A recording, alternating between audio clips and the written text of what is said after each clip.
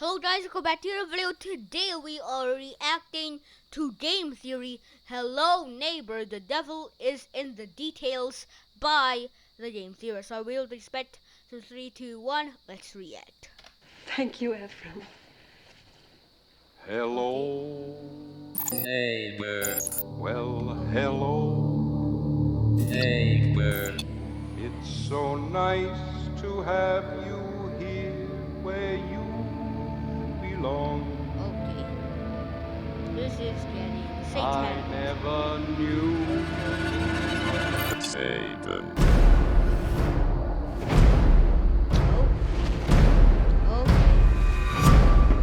Hello, Internet! creepy and Welcome to Game Okay. Theory, the show that's secretly a long meta story about my week after week march toward baldness as I slowly tear all my hair out trying to make sense of the symbolic nonsense developers throw at me. In this week's edition of MatPat's Journey to Premature Chrome Domeness, Hello Neighbor, because, Okay. well, the game was supposed to be released tomorrow, and it was really my last chance to try and predict the plot after two more alphas and a beta had been released. I even had a theory mostly hammered out, and then, of course, the unthinkable. A delay. If it had been Scott Cawthon, it would have been released like 3 days earlier, but no, a delay until December. But then something even more unthinkable. Beta 3 goes public, and the developer announces all sorts of information about the final game. In just 5 minutes of them talking, we get so much information.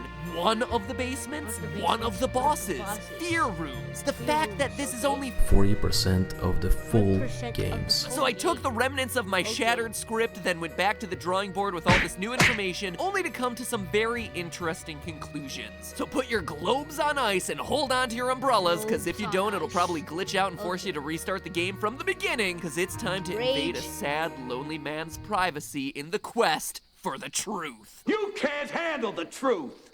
You can't handle the truth. In the 1.5 videos that I've done covering Hello Neighbor, I talked about how all the clues in the game up through Alpha 2's release pointed at the neighbor having sold his soul to the devil. Bible passages, golden calf imagery, devil costumes, the number 666. But over the past several iterations of the game, the edge on the neighbor has been softened by quite a bit. The ending of Alpha 3 showed us the neighbor alone and crying in a room. Apparently, even the Antichrist over here has a softer side. But Beta 3 seems to suggest more and more that the neighbor now regrets whatever deal he made with the devil so long ago. For proof, look no further than the first minute of the game. We hear a scream, the neighbor runs over to the basement, and when he slams the door shut, he looks panicked. Like he's trying to keep something in and away from him. It's not about keeping us out, it's about keeping whatever is down there stuck down there. I mean, heck, he even props a chair against the door on your side. That's not gonna keep you out. You literally remove it within seconds of pressing start. That chair is meant to prop the door shut against whatever entity is lurking down there. And then for more proof, when you do finally make it down there, what do you find? The neighbor, or some mental projection of him hiding behind a locked cage with dozens of security cameras pointed at the door. It's an eerie image that clearly shows us the neighbor's paranoia. But that begs the question, what else is down there? What is he so scared of? What doesn't he want to escape the basement? Well, we actually see it. The dark shadow. In my previous theory on the game, I called out the dark shadowy figure lurking behind the neighbor in some of the promotional illustrations for the game, hypothesizing, based on the Faust book also seen in those images, that it was the devil, Satan himself, standing behind the neighbor. And since that theory came out, the role of the shadow has only gotten more important in the game. For one, the shadow is always present in the so-called fear rooms. These nightmarish dreamscapes forcing you to confront and overcome some type of trauma. A pantry where glowing eyes watch you. A gym where everyone crowds around you. A grocery store where you're being hunted by other shoppers. It's important to note that these are childhood nightmares, and the visual design reinforces that idea as everything about these fear rooms is huge and misshapen. Towering shelves in the supermarket, oversized items in the closet, an enormous twisting classroom. It's almost as if you're experiencing the world from a whole new perspective. The perspective of a child. watching you the whole time. Not Half-Life's G-Man this time, but the Shadow Man, observing from the rafters in the grocery store, looking through the window at the basketball game, staring down from an overhanging beam in the school, and peeking into the pantry, watching you struggle and watching you suffer. But why? What's actually going on here? Well, it's my belief that these fear rooms are recreations of the past experiences of the neighbor's childhood, being bullied in school, getting lost in the supermarket, getting locked in a pantry. These are all things that happen to our neighbor, and we know this for two reasons. First, the mannequins. To solve the major puzzle of Beta 3, we have to bring 4 mannequins to the recreation of a birthday party happening in the center of the neighbor's house. Now, clearly the mannequins are stand-ins for people from the neighbor's history, as he tries to recreate this old birthday party. It's kind of like FNAF 3's Happiest Day minigame. It's also worth noting that one of the mannequins is sad and rejected, positioned like he's hiding in a corner.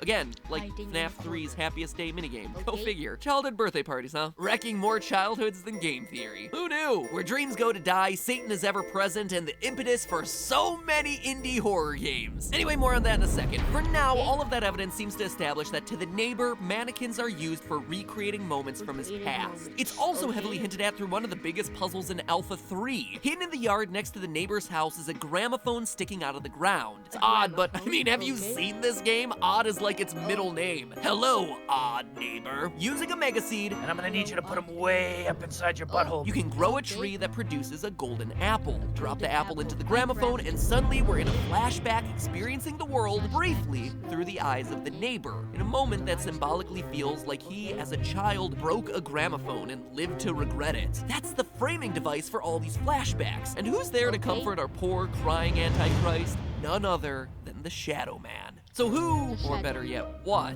is the Shadow? Well, my original theory was that it was Lucifer, Satan himself. And while that might have seemed far-fetched at the time, the latest builds only strengthen that theory. For one, the number 4 is everywhere.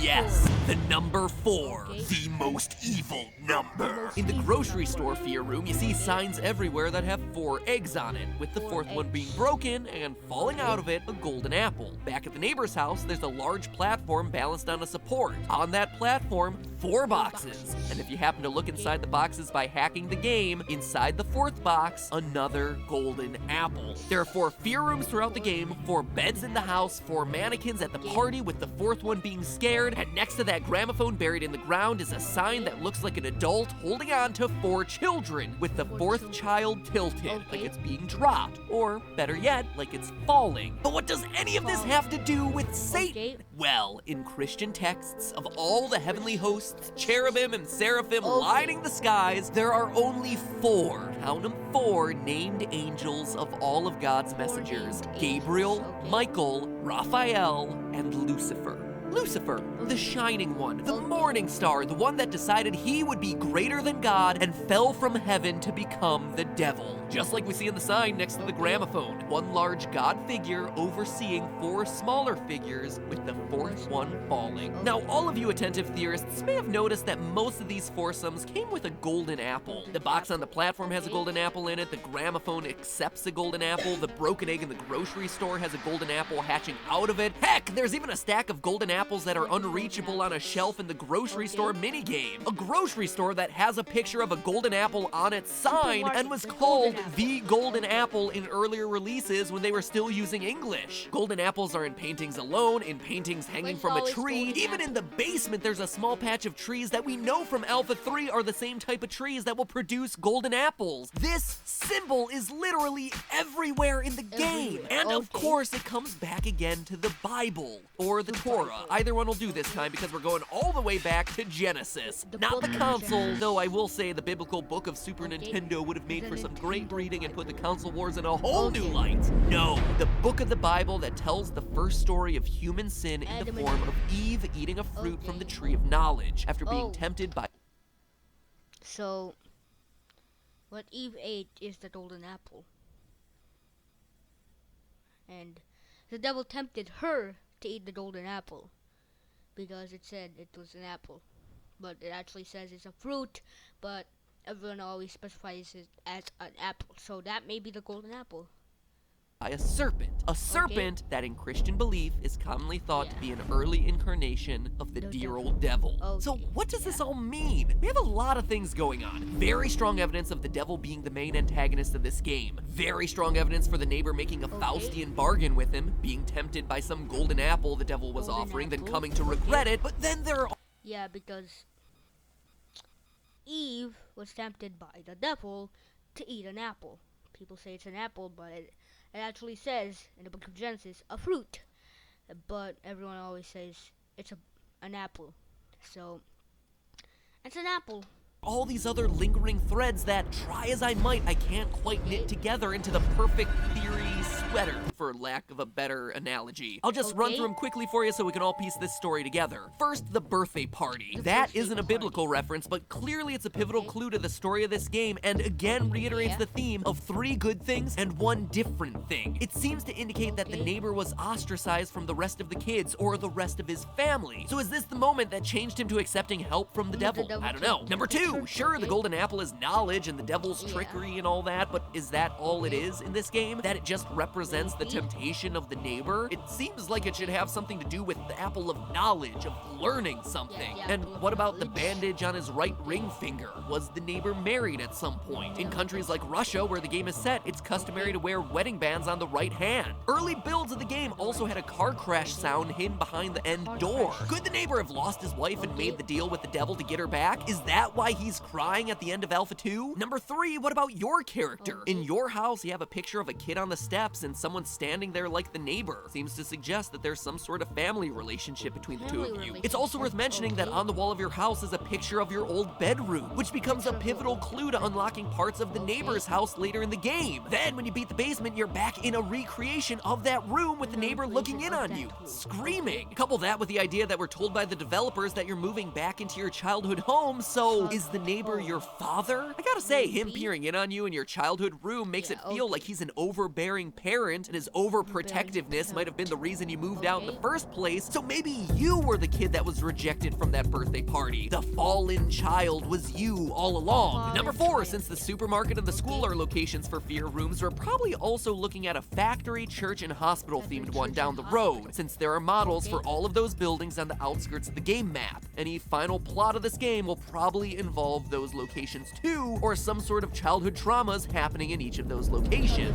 And finally, perhaps the biggest question of all. What is real and what isn't? I mean, clearly the fear rooms in the basement are symbolic, but what about the house itself? The Russian translation for the railway reads, Subway of the Subconscious. Seems to strongly indicate that stuff in the game isn't real. And a special huge thanks to Lena_Chestnut for the tip there on the Game Theorist subreddit. Well done, I am no scholar of the Russian language. All of this also harkens back to the earliest alphas of the game, where the door the neighbor was protecting had a heavenly glow. So is this some kind of purgatory? Some kind of atonement for sins of the past? There's clearly a lot here, but it's all just a bunch of loose threads with just conjecture to go off of. I presented you with the things that feel the most solid from an evidentiary standpoint, but from there, I leave it up to you which story you feel best ties up all these loose threads. Debate it in the comments, come up with your own theory, because with a delay until December and only 40% of the game released, we have plenty more time to try and find the missing puzzle pieces that link this story together. And honestly, that's what it feels like right now. We have big chunks of the puzzle put together on this one, but we're missing the 1 or 2 puzzle pieces that make it form one complete picture. So for today's episode, I just wanted to present you with all the major details at play here. I just need some more time to think about it.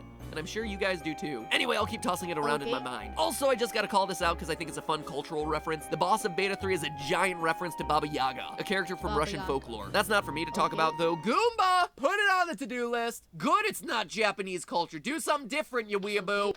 So, yeah guys, thanks for watching, and of course, peace out, people have peace. Peace.